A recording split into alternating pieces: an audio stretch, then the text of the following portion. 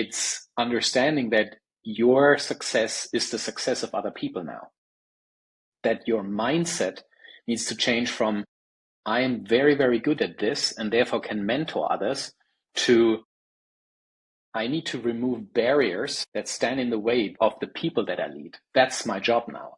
As a leader, my sole job is make the people around me more successful. And only then will I be a great leader. Yes, there is a sort of mentoring part to that. There is a sort of training part to that, and upskilling those around you. And the immediate gratification, if that goes away, the gratification, the pride, your sense of self needs to be nurtured through other channels. And if you're not aware of that, you run blindly into a job that will only frustrate the heck out of you. And if people live in large organizations, it happens all the time. Are you tired of working more for less profits in your home service business? What if I could show you $100,000 in hidden annual profits in your business in less than 3 minutes? Would you be interested? And not only show you where, but how to create that 100K in 6 months or less without additional advertising or marketing spend guaranteed. Just go to sharpenthespearcoaching.com to see how truly simple it is. That's sharpenthespearcoaching.com. Do it now. And we are back on STS Sharpen the Spear podcast with another incredible guest. I've got Alex Brueckmann with us. And Alex, as we always do on Sharpen the Spear, no one knows Alex better than Alex. So Alex, backstory, bring us up to speed, and we'll get into the conversation. Thanks for having me, Richard. Let me use a few labels because, that's easy. People call me an author. So I wrote a few books. Why did I write those books? Actually, I never wanted to write books. That was not the plan, I wrote my first two books basically because I had the time during the pandemic to do so. Coincided with COVID was that I moved from Germany to Canada. And I had this strange feeling of abandoning my clients in Europe. I was at the same time moving closer to those in North America, but there was still this weird feeling. And a friend of mine said, you know what, why don't you write down how you did what you did with your clients and hand it over to them so that they can do it without you in the future? I liked that idea, and I started writing, and no one reads a 500-page pamphlet. So at the end, we took those 500 pages and made 2 books out of it. And so that's the author part, and it seemed to be very valuable for people. So the second book actually became a Wall Street Journal bestseller, which was, again, totally unintended, but it's nice to see that people find value in what I put out there. What I write about and what I talk about and what I am about is helping leaders and executives get their head around business strategy, but not from a strategy standpoint, but from a standpoint of, what do I need to put in place to make strategy actually work? Like, how do you connect your business strategy with your cultural core? How do you build an execution edge around it so that you can drive it into impact and into results? And that's what I mainly do. And if I have time and the weather permits here on the Pacific West Coast, I ride motorcycles, wind therapy, as we call it. There we go. Yes, the steel horse. I like it. That is great. That's very cool. And I'm excited for this, Alex, because strategy is a big thing that we do as well. I do with my clients. It's part of the mission to get them to doing what we call their 5%. Focus on the 5% of things only they can do in the business. They don't need to do accounting. They don't need to do all that stuff, right? The day-to-days. And this is where strategy comes into play. When you have that mind space, that bandwidth to focus on strategy, you're on that 5%. This is when your business can become what you always thought it could be. Right? Would you agree with that? Yeah, 100%. The smaller you are, the more strategic you need to be. Like, if you are 1,000 people company, you have what I call a certain amount of body fat. You can take a punch here and there. But if you're a solopreneur, there is no body fat. Those punches go right to the bones and you get the bruises. So you need to be very clear on where you invest the time that you have. And that should be on where you deliver the most value, and everything else needs to go. Outsource it. Give it to people who know what they're doing, pay them for it, and get it out of your head so that you can focus on the things that only you can do. Yeah, I think with that, the biggest struggle I find, it's like we just say, well, just you hire a VA, you get this person, you give it to someone else. And that transition, first, whether it's like a literal, I don't have the capital to pay someone else. That's why I'm doing it all. Or it's that letting go aspect, like who can do this? I was on with I'm going to keep it a high level person the other day, and she just declared she was the greatest at what she did. And no one could equal her. And you can never, you can't ever sell her business because people want it. I'm like, and I'm smiling while she's talking to me, Alex. And I'm like, and she goes, well, we're just in this. I go, what's funny? You sound like every single business owner I work with. Mm. But she goes, no, but I'm different. I go, yeah, they say that too. Yeah. I'm like, I guarantee you, like, you know what you need? And she's a coach, business coach. I'm like, you know what you need? A coach. You need a coach to help you, because we all have this belief, right? And until you get there, till you get to that point, that 5%, that focus on strategy, that's an amazing place. Like you don't know what you don't know kind of thing, but you really don't know what you're missing. Yeah. Because when you get to that place, it becomes fun. The interesting thing is when you ask yourself why that happens and why that happens to so many people, it all comes back to the question, why did you even start your business? Why did you go out there? And that is often because you're darn good at what you do. And people really love working with you because you deliver value to them. Now that becomes all of a sudden, at the beginning, it's your fuel. It's the accelerator. It's what keeps you going and where you build your subject matter expertise and all the pride that comes with that. And at some point, in the words of the almighty Marshall Goldsmith, what got you there here won't get you there. And you need to understand that if you only build your business based on your subject matter expertise, you will not grow your business. You cannot grow your business because you always think that there is no one good enough to do the work for you or with you, which then puts you in a mental jail that terminates or dominates how you spend your time. And the problem with that is if you really want to grow a business, you need to let go of some of the subject expertise. You need to build up competence around you. You need to teach people and mentor them, give them opportunities to fail and to learn, because there are other things that only you can do as a business owner that you should do. And that is the difference. And we see the same, by the way, in large organizations that we work with. This is the transition from a subject matter expert to a leader. And there are accidental leaders that are, because they are so good at what they do, someone above them thinks they would be a good department leader. And they make an extremely intelligent and very good subject matter expert a leader. And we just accept that as nature of how business goes. And all of a sudden, these people find themselves in a position where they are, I don't know how this works, this leadership thing. I take all my success and my pride and everything from my subject matter expertise. But now, when I go there, people tell me I'm a bottleneck, I'm a micromanager. So the same thing is true for entrepreneurs. If you don't build competence around you, you will fail to grow your business. That's just the nature of it. Yeah, I wrote my book, Escape the Owner Prison, because that's what they built. They are their own jailer, because they just won't let go. We have this discussion often, and I give it to them. You're the best. I'm not going to take that away from you, but I can guarantee you, if you got someone else who's 90, 95% as good as you, for one thing, your clients won't know the difference. They will not know that. And if you're really concerned, school them up that last 5%. And the final thing is, I guarantee you there's someone better than you. Okay. You're the fastest man in the world today. Meanwhile, there's a guy in Africa somewhere jumping over camels and sprinting down 3 times as fast. Like if you just found him, he'd smoke you. Right. And you're done. Like you were fast till today. And now you're no longer. So we have to live in that. We have to, I try to just instill, almost breed it into people. Like your goal should be to let go of this. Yeah.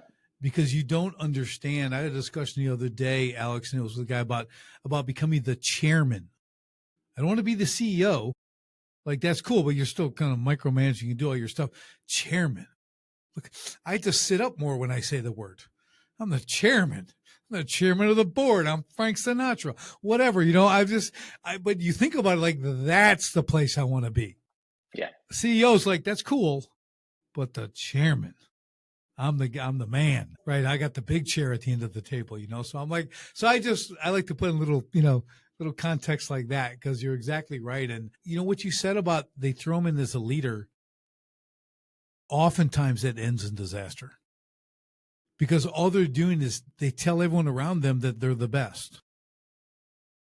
I'm really good at what I do, and they're just follow me, and it's not really follow me. It's just I'll do it on my own, and you'll take some credit from me. You know, it gets to be kind of a weird situation, and it really is leadership failure, is what that is. You know, and almost laziness on those who anointed this SME to become a leader. It's kind of laziness on their part. They don't really look at it. So I'd have to question their leadership capabilities as well. Would you agree with 100%. that? I mean, that is one of the, for me, one of the tragedies that unfold every day. You see people bring others into leadership positions without preparing them for it. And I'm not talking about leadership training to have the nuts and bolts and know how to do performance reviews. Those are transactional skills. I talk about preparing someone mentally for a leadership role and helping them understand that it's not the immediate gratification that will drive them forward by excelling in what they've been doing so far. It's understanding that your success is the success of other people now. That your mindset needs to change from, I am very, very good at this and therefore can mentor others, to, I need to remove barriers that stand in the way of the people that I lead. That's my job now. As a leader, my sole job is to make the people around me more successful. And only then will I be a great leader. Yes, there is a sort of mentoring part to that. There is a sort of training part to that, and upskilling those around you. And the immediate gratification, if that goes away, the gratification, the pride, your sense of self needs to be nurtured through other channels. And if you're not aware of that, you run blindly into a job that will only frustrate the heck out of you. And if people live in large organizations, it happens all the time. They are in a leadership position for a year or two before they even get the support structure that they need, before they get a coach, before they have access to leadership training, when in reality, those things should happen before you thrust someone into leadership. Right. I don't know. We do it. I mean, you got to qualify someone to take a position. Like, again, and I think they're misguided on what qualifications are. I don't think they understand exactly what they're really trying to accomplish, because the best leaders create more leaders. I think as long as we don't stop qualifying between hard skills and soft skills, those terms are just terrible terms. And those hard skills are always what wins. People look at the hard skills. This is a great sales guy. We should make him head of the sales team because they can teach and mentor the people around them. When in reality, those soft skills are the really hard skills to master. And because they are so hard to master, those are people skills eventually, and you need them to succeed, especially if we take a look into the near future with all the technological advancements that we have. Everything that's transactional, everything that is skill building can be done by machines at some point. But the human aspect, that is what true leadership will be about in the future. And that human aspect means I need to have those people skills. And if I don't give people opportunity to understand people skills, to train those skills, to bring them into their world, into their reality, and experiment with it and grow with it, I will not build leaders. I will build people that are frustrated because they don't see their success anymore as they used to. Right. It's really important. I think more and more today, the more people I talk to and more guests I have on my show, and even if they're doing something that's not, we're not talking about leadership, I minimize my leadership guests. I'll call them that because it's very popular. It's very trendy right now. The whole leadership thing, right? Very, very trendy. So I have to be very selective. Okay. Who's going to come and talk about it? Because a lot of it's what I call AT, all talk. I go, we need practical application here. I got to have something with some meat on the bone. Okay. You can't just dangle out these concepts and have no way to, to quantify what it actually is. But I think going forward with technology, AI, everything else, that these honed people skills, that you're talking about, these are going to be the in-demand thing, because Absolutely. the pendulum's going to swing back, and they're going to realize systems are really cool.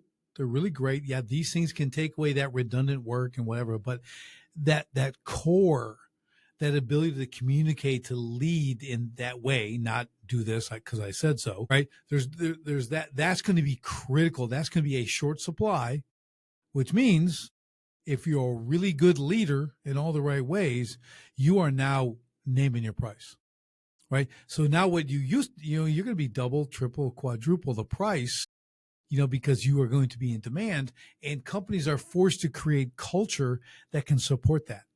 Yeah. Right. So that's kind of a tag team, the leadership and then culture. They kind of go together.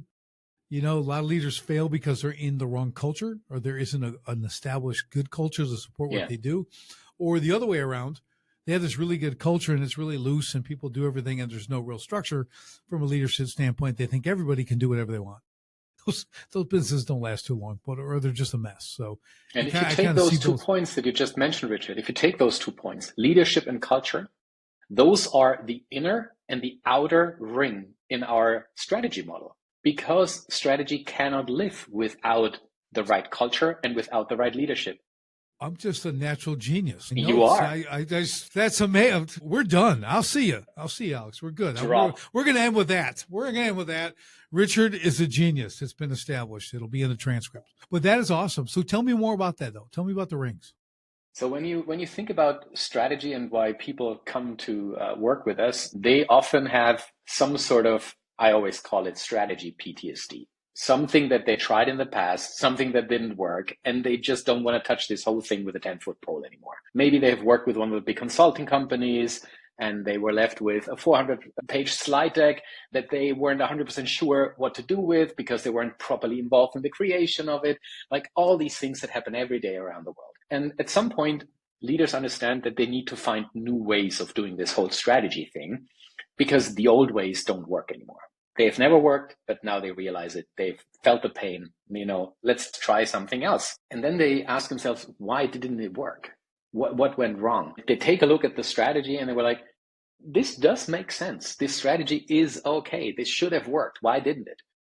And when you take a look at why things don't work in organizations, it comes down to a handful of things. The first one is, if you build a strategy without the people involved that are then supposed to drive that into action, it is incredibly difficult to create commitment and therefore accountability. So that's the first thing. So strategy inherently needs to be a co-creation.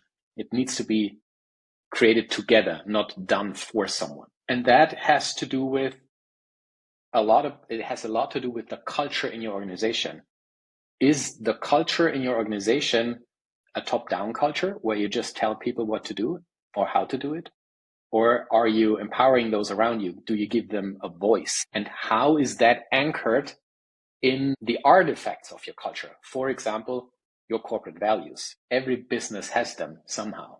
And you take a look at the websites and they talk about their culture and their values and you're like, yeah, that's just bullshit bingo. I've seen those everywhere around the world. That's not values. Those are nice sounding words and we often call them moral values, like respect or collaboration, like all these words that don't mean anything unless you put them into a context. And then we help organizations to create meaning around these words. And when you then take these words and these values and you ask yourself, if those are our values, how does that inform how we create strategy together? Then you are on the right track. So you always start in that cultural core. On that cultural core, you build your strategy and then you build your leadership, your scaffolding. We call it execution edge. You ask yourself, how do we have to enable our leaders and empower our leaders to include their teams in conversations about strategy so that we don't just say, this is it, but that we say, we believe this is our best shot. What do you think about it? And how do you feel you can contribute to that based on your current understanding of your role? And all of a sudden you have a communication and a dialogue in the organization that goes up and down the chain of command. People engage in conversations. They understand how their job contributes to the bigger picture, which again drives motivation. It drives belonging. It drives I get it. I want to be part of that. I understand how my work creates value for clients, even if you're not client facing. And that is exactly how you come culture, strategy, and leadership into something that creates value. Yeah, this is great. So you'll like to hear this. So we do a thing, and it's called strategic vision. Mm-hmm. Okay. And it's exactly what you laid out pretty much, right? But we write it out in story form, and everyone's got their place and how they're the hero in the journey. Very similar, right? Because you know why? Because it works. Yeah, exactly. Because you're talking about getting the buy-in from people, right? That's basically the term I use, and that engaging them. Here, poke holes in this. How would you do this? I mean, you're the guy who actually executes this. Like, tell me why this is wrong. That's how I always start. Tell me why this is no good, because that takes all the pressure off. They don't feel obligated to blow smoke, right? There's like, well, that's never going to work. Let me show you why. And they're like, oh, thank you. Good. We'll just cross that off. And well, what should we do? Well, we'll do this. Okay. And it's great. And those, because what we understand is there's three main things that drive people at a company to work at a company. It's purpose, it's recognition, and it's quality pay. Working for purpose, that's part of this vision, part of your strategy, right? The recognition is, hey, you said poke holes in it. I said, and you poked holes in it, and then you came up with a solution. Dude, you're the man or woman. That's awesome. We love it. Yeah. You got anything else? Like, that's the recognition, right? And same thing on their work. And when you put that together and they can see it and they get that on a continual basis, not a once in a while, it's like a mission statement, right?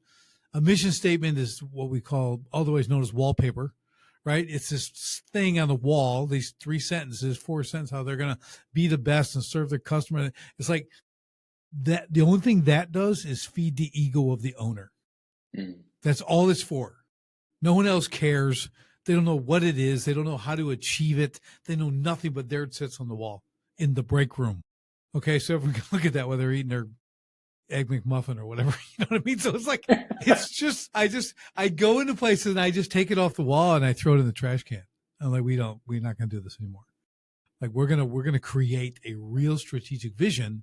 Like, and it's going to be 10, 12, 14 pages long, and everyone's going to find out where they're the hero in the journey. And it's really cool. Right. So I love hearing this from you because I like to tweak. I like the approach that you're doing, and holding on to that strategic aspect and using that as a vehicle, because strategy creation, it can't just be the owner. Because I can sit in my big swivel chair on the 90th floor and spin around in circles and think of stuff, and like, no one cares. Nobody cares. Even if I can wax it eloquently, I get everyone in a room and I tell them all what we're going to do. They're going to be like, what does that have to do with us? I think it is super important to understand your role as a CEO or as the owner. And that is, obviously, you started this business because of a certain reason. Maybe because you are extremely good at what you do, and then you build people around you to do similarly great work. Maybe it's because you see where the industry needs to go, and you have that idea of how it could look like in 5 to 10 years. And that's fine. This capability of envisioning the future, of knowing where the industry would go, or having this strong desire to build something that creates a certain value for someone, being able to articulate that as a North Star, and then bringing your people, your leadership team around you and select individuals with you in a room to then co-create what the organization therefore should focus on. And when I say that, it's just a different way of saying, this is where we want to play, and this is how we're going to win this game. And this is basically what you need to do. You need to bring the people around you together and help them make those big choices, nail down the priorities, and say no to everything else. And you said 5%. That's probably it.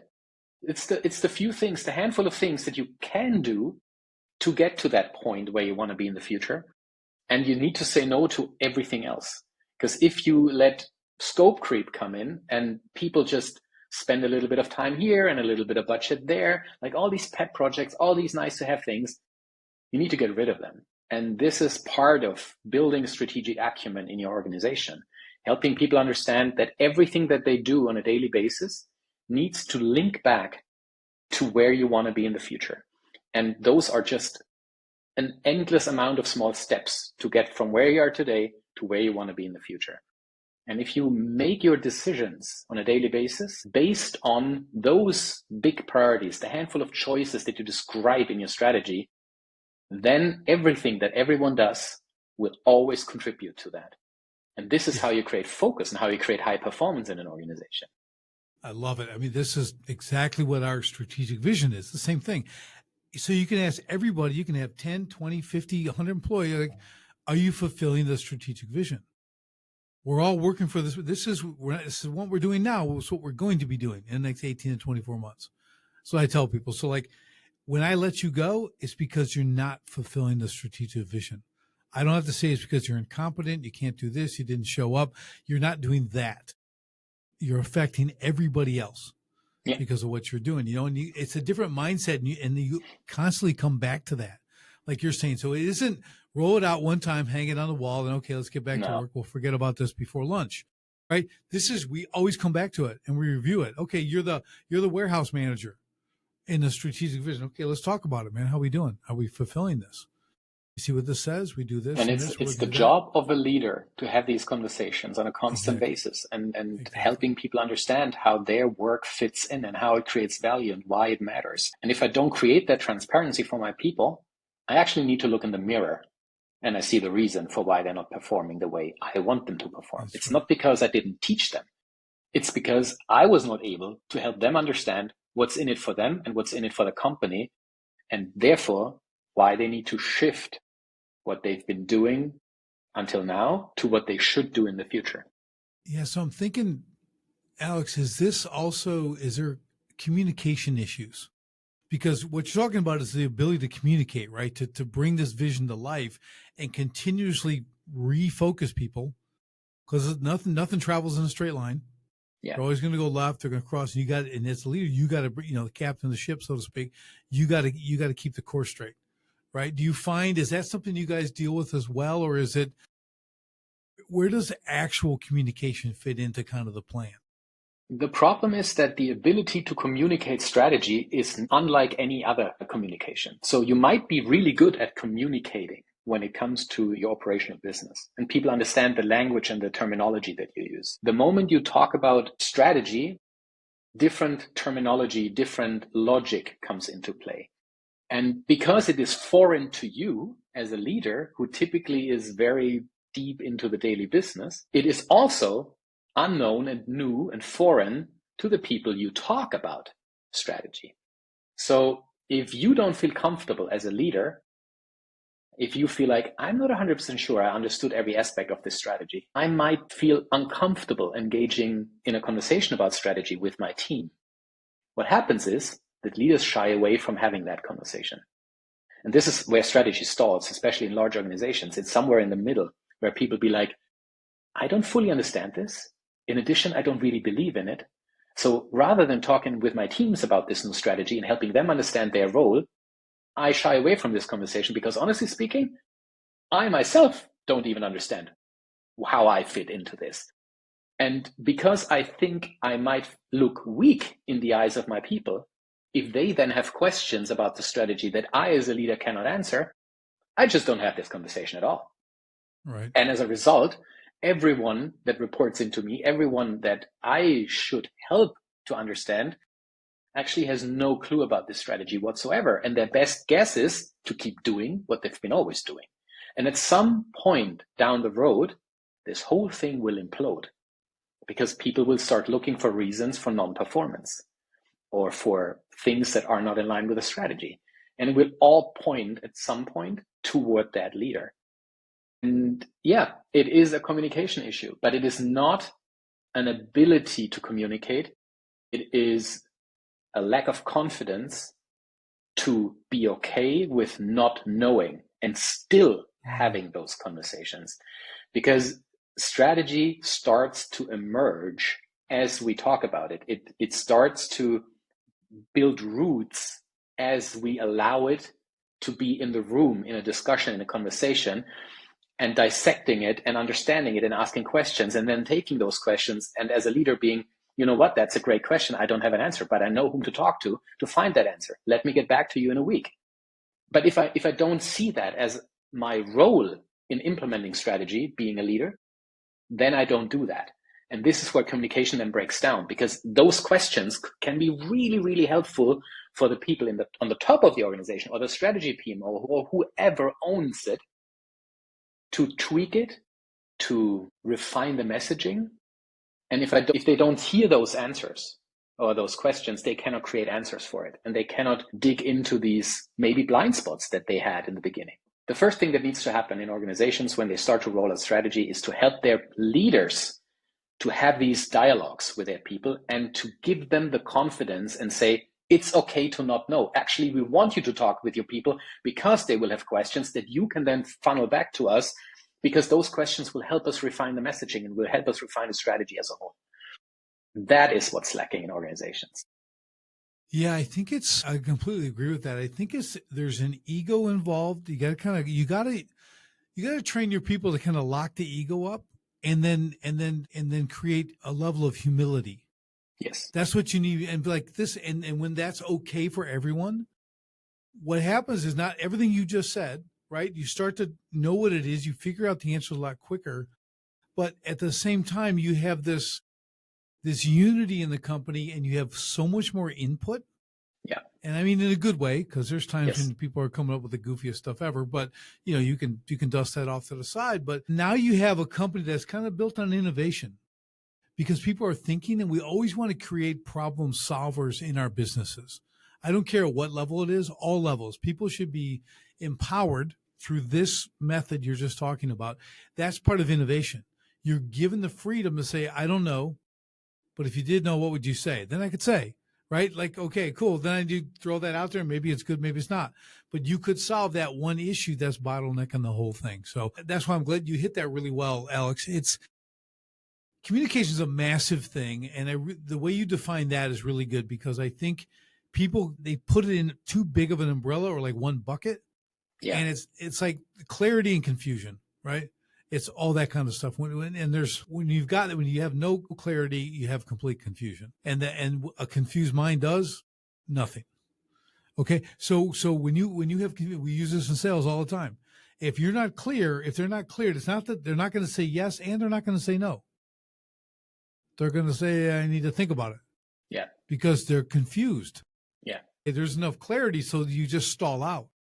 So that's a really good focal point. Like, even from the top, if you really want to, well, I get the trickle down, but like, you really need to get clear on the message before you roll this stuff out. Yes. That's why, we do that strategic vision. It's 10 to 14, mine's 14 pages for Sharpen the Spear.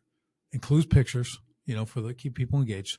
But it's but you think about that, dude, that took me a long time to write, but it's clear. And it's readable, and you go through it, it's like, dude, that exactly what goes on at Sharpen the Spear, where you'd fit, the positions, the stories behind them is really cool. So that's clarity, right? So we're going to read that because I have them read it before they work for me, and then I say, did you read it? Yes. Well, where do you see yourself fitting? I don't. Okay, goodbye. It's like, they're like, I'm not working there. I'm not about any of that stuff. So great, that's cool. Other ones say, hey, I'm this.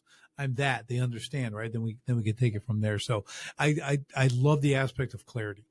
I love to train. I'm a trainer. I train people. I'm very good at it. And that's one of the keys of success in getting results, is clarity on the goals and the targets, right? The simplicity of how you execute, what you do, what you're looking to see as you do it, right? So that's all kind of part of this big web we just created. So good stuff. What else you got? Give me some more strategy stuff. We're just getting going here. I'm getting excited. Similar methodologies, as it sounds, we might give them different labels. So, for example, at the end of a strategy process with an organization, we would capture everything in writing as well. You call it strategic vision. We call it a strategic intent document, which lays out all the 9 elements of organizational identity, from your values and your behavioral principles, your mission, which we define as what you do and for whom, to your purpose and impact, like what is the value that you want to create, how you translate that into the future state of your business. We call that a vision statement, the description of how the business will look like at a future point in time. We then break that down into, okay, if that's the vision, what are the handful of choices that we need to make to achieve that vision? What are the capabilities that we need in our organization and in our individuals to help them be successful in that? How do we link each individual's performance and each target to our strategic goals? And how do we build systems and structures that help us to get there rather than holding us back? So if you take a look at those 9 elements as an organization, you will be better than 99% of the businesses. Because the simple truth is, I have never met any business that had those 9 elements clearly connected with each other. Right. Like they might exist in some shape or form, but then you take a look at them and you're like, how does that connect to that? And they're like, yeah, right, it really doesn't. That thing is 5 years old and that thing is 6 months old, and we did not make that connection yet. We might need to go back to that 5-year-old thingy and refine it and bring it into the reality of where we're at. And that is something that I find really interesting, because there is just not enough strategic competence out there. Most of us become successful because of our subject matter expertise, not because we're great leaders or great strategists. And too often, leaders get left alone with building and honing that strategic competence and seeing the connections between your culture, your strategy, and the way you lead and build the organization. Strategic competence. I got to remember that one.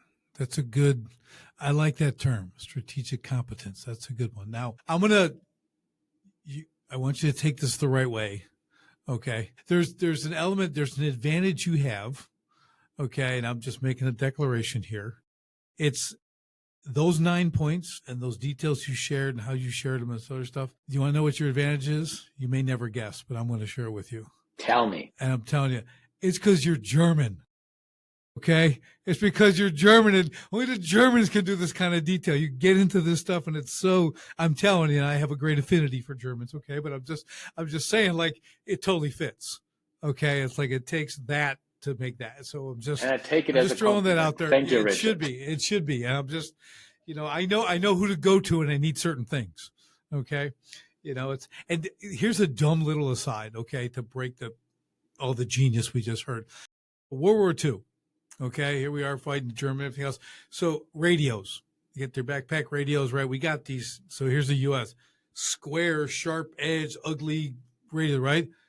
German radios, curved corners, like all the details are unbelievable. You know what I mean? I'm like, look at the thought in this stuff, because my son does World War II reenactments and everything too, right? I was a Marine and all this stuff. So you look at it, go, just look at it side by side. Look at it. It's so, I don't know. It's just that attention to detail. I think that is the reason why some of the best engineers have come from Germany. I think it's the combination of thoroughness in the education system that Germany has had and the attention to detail, but also the value that we Germans give to geeking out. Just the fact that we allow ourselves to be that is something that I really, I wouldn't want to say I admire. I'm not an engineer. I've never lived that. Right. But it's something that runs deep in our DNA. Right. It's work ethic too. This is a total aside, but it's a fascinating thing. So you got East and West Germany. Wall comes down, right, in the 90s. What did they discover? East Germans for 50 years were like given stuff, right? They had to retrain them. The work ethic was in the crapper. Okay, from the East German side, they we have to retrain them. Like they're not what we all used to be. I think that's very simple. In a communist system, working hard doesn't get you anywhere. Right. Because there is no incentive structure behind it. Exactly. Because everything that is kind of there gets distributed almost like in theory equally. Yeah. And whether you are a doctor, a teacher, or a mechanic doesn't matter in the end. You make more or less the same. You have more or less the same role in society. There are good things that come with that, like theoretically, but practically we have seen it fail over and over again. Look at Cuba, look at other communist states. It just didn't work. It is not because of the people. Like the people that lived in East Germany, they weren't lazy.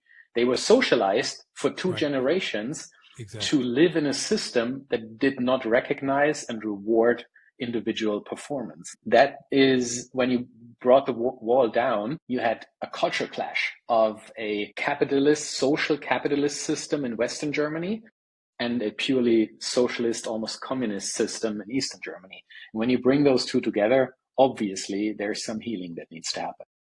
Yeah. So it's just one of those weird points that I just think makes this fun, because the U.S., when the Pilgrims landed, they went the socialist route.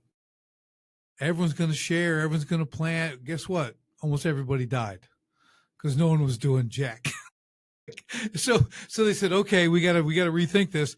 Okay, grow your own food, sell your own food, do that. We thrive, and today we're still here. They almost like half of them died the first. So it's like, well, this isn't working so well because people, it's human nature to be lazy. We all have a propensity for laziness. Okay, and it's also human nature to not be lazy. That's the funny thing. Yeah, it's crazy, right? Yeah, like I'm not that lazy person, but I get it. I am.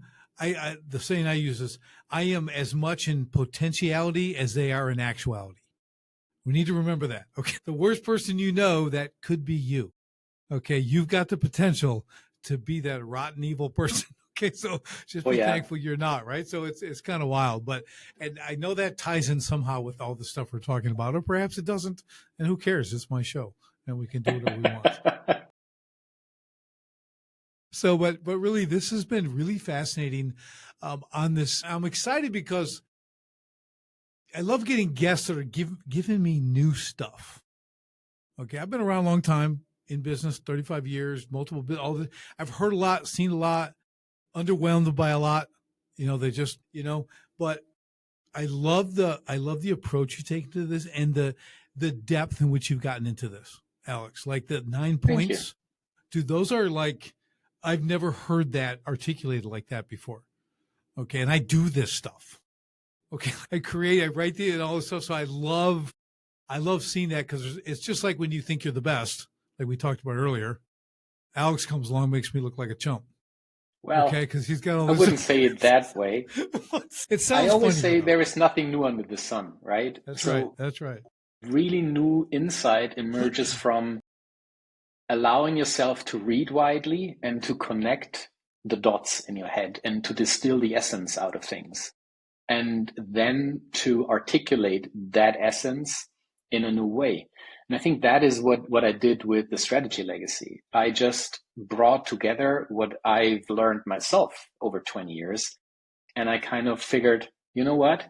I've seen it fail. Why did it fail? What was lacking? And that's how I started to build the 9 elements. At the beginning, they were 6, and I read it and I was like, nah, there is something missing. I needed to kind of dissect certain elements further. And that's how, in the end, the framework emerged. It was the process of distilling the essence out of my own learning and out of my own mistakes and out of helping leaders around the world just be better one step at a time. Yeah, well, I love it. I mean, I like to go next level, right? I like to go a little deeper on stuff and pull the most out. And I like you went from 6 to 9. Okay. Again, that awareness, because I'm sure the 6 weren't like super easy, right? But you got those, you could just go, 6 is good. But I would say, well, it's got to at least be an odd number. You can't do even numbers. You got to have odd numbers. So you got to at least do 7 or 9.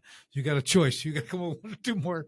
But that additional introspection into what you did is really impressive, and I just, when you see it this way, it becomes I love to have a method. Again, I love to train. Okay. I'm not a teacher. I'm a trainer. Okay. I'm that results guy. I'm going to do the push-ups with you kind of thing, not just tell you how to do them. And this is what this is, right? Here it is. Lay it out. You've got a pattern to follow, which a lot of people need. Like we talked about it, right? A lot of these things it's stalling out at the top. It's stalling out midway. There's always this. And these seem to cover the full spectrum of accomplishing this strategic goal, right? Thank you for sharing that. Yeah, it's great. So let's do this, Alex. How can people get in touch with you, follow you? You know the drill, the whole thing. What do you got? It depends on what you're looking for. So if you're just looking for insights and someone who explores the topics of strategy, culture, and leadership, it's probably a good idea to follow me on LinkedIn. I also have a LinkedIn newsletter that once a week dives deep into one of those topics. If you like to have, you're more an emails guy, if you like to have your weekly thought leadership in your inbox. You can sign up to my newsletter that lands in your inbox. You can also get some free training if you want. I have a program out there that's an email course. So it's a series of emails that is around building your strategic leader roadmap. How do I become more strategic as a leader? All those resources are available on my website. If you dare to write my name, it's brueckmann.ca for Canada, Brueckmann. And you will obviously, if you Google my name, you will find my LinkedIn. You will also find my website. And that's where I provide a lot of free resources for people to start getting their head around the whole topic of leadership, strategy, and culture. That's great. That's good. I will subscribe. Thank you. I don't just say that to every guest, just for the record, because you can only subscribe to so many things. So I'm very particular, but this is intriguing for me because I love this topic. I think it's a critically important for any level of business. Like, you need to get into this mode of thinking, because this is what's going to help you grow the business, sustain the business. Yeah. Right. This is really good stuff. So ton of good takeaways today, Alex, man. This has been an absolute pleasure having you on. Man, thank you for the time today. I appreciate the invitation. Absolutely. And everybody else, we'll see you on the next STS podcast. And don't forget, revenue feeds the ego, profit feeds the family. So if you want to see how I can show you at least $100,000 in hidden annual profits in less than 3 minutes, and not only show you where, but how to create that 100K in 6 months or less without additional advertising or marketing spend, guaranteed, just go to sharpenthespiritcoaching.com. See how truly simple it is. That's sharpenthespiritcoaching.com. Do it now.